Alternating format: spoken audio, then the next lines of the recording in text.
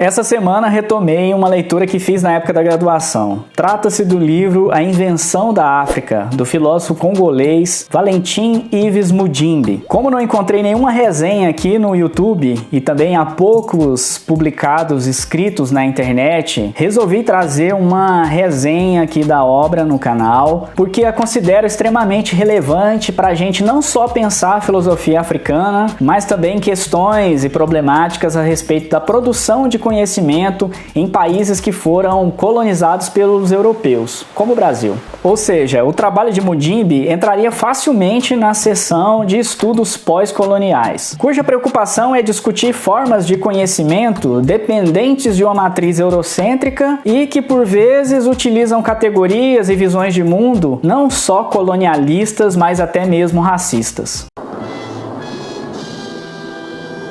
Mas antes de continuar, vou pedir para você se inscrever no canal, curtir o vídeo, que é para o algoritmo entender que é importante esse tipo de conteúdo circular aqui no YouTube e chegar até outras pessoas.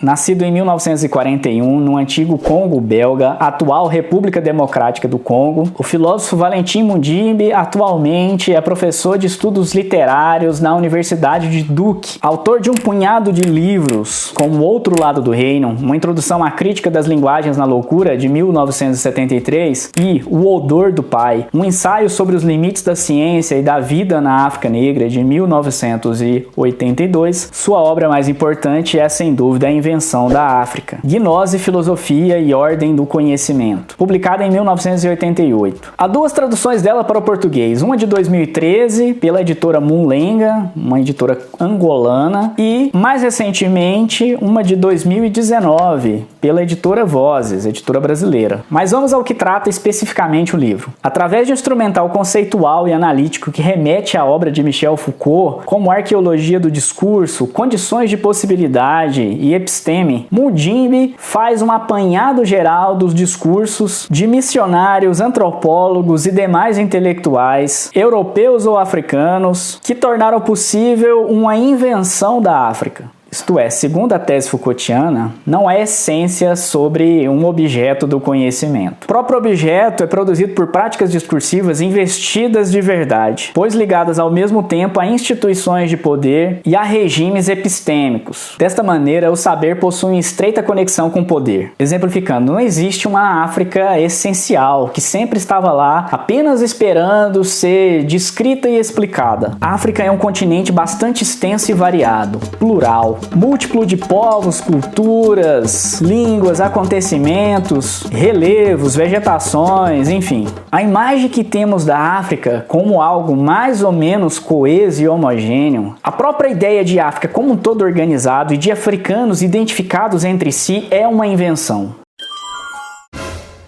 Não no mau sentido da palavra, como falsidade, mas apenas como constatação de algo que aconteceu, que tem uma história, que foi instituído por discursos e aceito segundo critérios de determinados regimes de verdade. Pois é, para Foucault a verdade não é um fato natural, metafísico, mas histórico, instituído e ligado ao poder. Por isso é necessário prestar muita atenção no seu conceito de discurso, que não quer dizer exatamente qualquer coisa que pode ser dita por qualquer pessoa, mas quadros sociais através dos quais é possível produzir verdades. Quadros que também são históricos. Valeria a pena um vídeo só sobre esse conceito, porque existe muito engano e confusão no seu uso.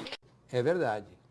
Quer dizer, às vezes não. Voltemos a Mudimbi. A hipótese corajosa do filósofo de onde parte seu estudo é a seguinte. Até agora, tanto intérpretes ocidentais como analistas africanos têm usado categorias e sistemas conceituais que dependem de uma ordem epistêmica ocidental. Isso mesmo nas descrições ditas afrocêntricas.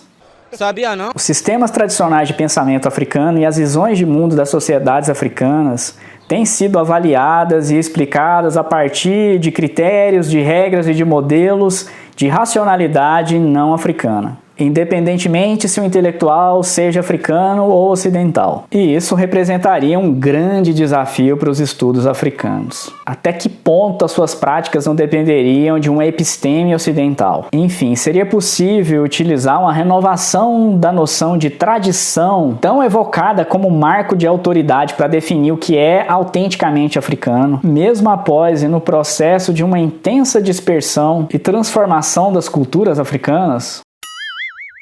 Em vez de utilizar as categorias de episteme, que remete ao mesmo tempo à ciência e à configuração intelectual geral, ou a doxa, que seria o grego de opinião, senso comum, Mundimbe prefere apostar na gnose, ou melhor, investigar a gnose, que a grosso modo significaria uma investigação, uma busca por saber, uma pesquisa. No caso do seu trabalho, a gnose ela vai remeter tanto a sistemas tradicionais de pensamento africano, como também a própria filosofia africana, ou etnofilosofia. E a respeito do tópico, o filósofo vai direto ao ponto. Quem pode falar sobre a gnose africana? Quem teria credenciais para emitir opinião ou fazer afirmações sobre essa? E aqui Mundimbe critica explicitamente os intelectuais que se autodenominam como africanos autênticos, em oposição aos africanos ocidentalizados. Quer dizer, para esse grupo, somente eles teriam uma capacidade de explicar as formas africanas de produzir conhecimento. E é exatamente daí que parte a inquietação do intelectual congolês. Em vez de centrar-se nos trabalhos dos supostos representantes desse tipo de conhecimento, ele vai empreender uma arqueologia dos fundamentos dos discursos sobre a África. Ou seja, quais são as condições de possibilidade da filosofia, da história, da antropologia, etc., que se enunciam como africanistas? O trabalho de Mundimbe não tem o objetivo de analisar o que foi escrito sobre a África e comparar com uma realidade mais ou menos objetiva, mas verificar os resultados dessas operações intelectuais e os regimes de verdade ou contextos epistêmicos que os tornaram possíveis. Nesse sentido, Mundimbe não tem dúvidas de que é a partir da gnose que foram construídos os discursos africanos sobre alteridade, sobre ideologias de alteridade, das quais nasceram, por sua vez, os conceitos de negritude, que remetem ao trabalho de Leopoldo Senghor, de personalidade negra, que remete aos trabalhos de Kwame Nkrumah, e filosofia africana, ou etnofilosofia africana, ligada, por exemplo, aos trabalhos de Placide Tempels e Pauline Rontundi.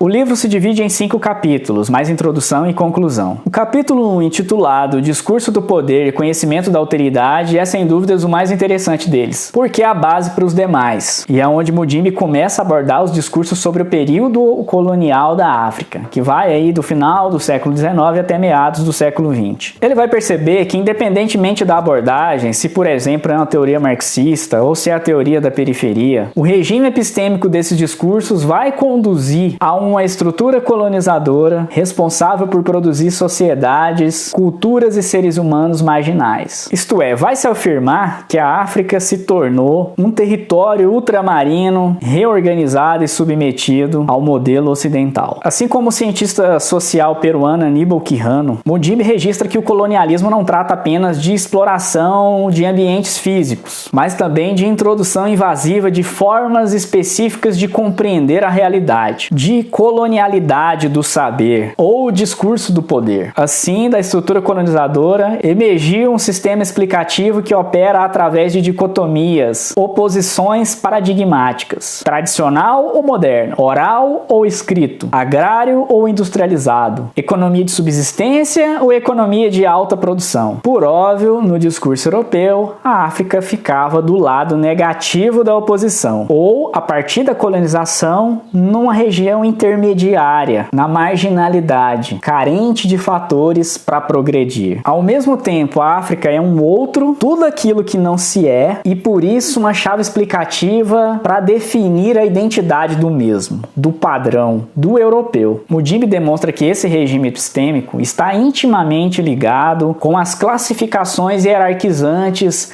de povos, de culturas, de seres humanos, bastante presente nos discursos e nas representações representações de viajantes, pintores, intelectuais, cientistas ocidentais, no mínimo desde o século XVI.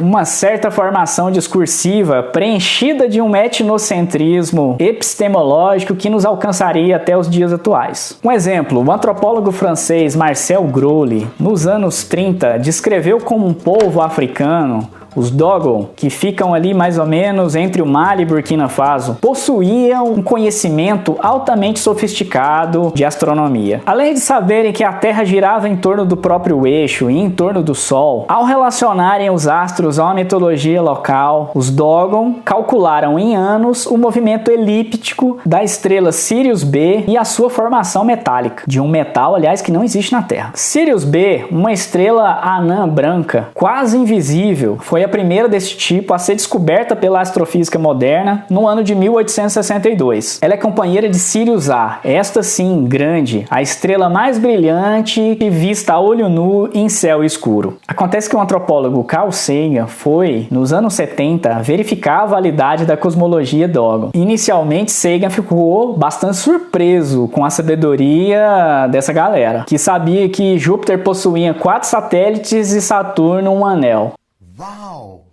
Mas, apesar de constatar correção a respeito dos conhecimentos sobre Sirius B, o cientista não se convenceu que eles haviam retirado esta formulação da sua própria cultura. Ele imaginou que os Dogon haviam recebido uma visita de algum explorador europeu, mas isso é pura especulação do Sagan. Os rituais Dogon relacionados com a sua cosmologia, incluindo os que envolviam Sirius B, eram praticados pelo menos desde 1787. Como podem atestar estudiosos de tradições orais, ou seja, 70 anos antes da descoberta pela astrofísica ocidental. E aí, como resolver o problema da colonização epistêmica? Eu penso que não existem fórmulas, e sim maneiras mais ou menos eficazes e que cada cultura lida com as consequências depois. Mudimbe dá uma resposta a isso. Ao invés de adotar de modo ingênuo a noção de tradição como marcador de autoridade, é preferível o uso de discursos de intelectuais com a bibliografia crítica, como Foucault, Lévi-Strauss, Paul Ricoeur, que é os caras que ele utiliza para dialogar nessa obra. Mas concomitantemente é muito válida a utilização da experiência de formas de sabedoria rejeitadas, que prescindem tanto do conhecimento científico como das estruturas do poder político. E isso não é à toa. Alguns dos nomes mais renomados da intelectualidade africana no século XX participaram ativamente de governos de Estado, alguns assumindo posições autoritárias, até mesmo ditatoriais. Um exemplo é Kwame Nkrumah, um reconhecido líder da independência ganesa, cofundador do movimento pan-africanismo, mas que em seu período como presidente de Gana nos anos 60 perseguiu e prendeu opositores políticos, instituindo um regime ditatorial. Embora não seja volumoso, o livro de Mudimbe é bastante denso. Ficaria enfadonho apresentar todos os pontos interessantes num vídeo. Por isso essa resenha aqui é apenas uma apresentação geral e uma recomendação de leitura. Se já leu a obra, escreva aqui nos comentários as suas considerações. Se não leu, comente a sua impressão depois do vídeo. Valeu e até a próxima!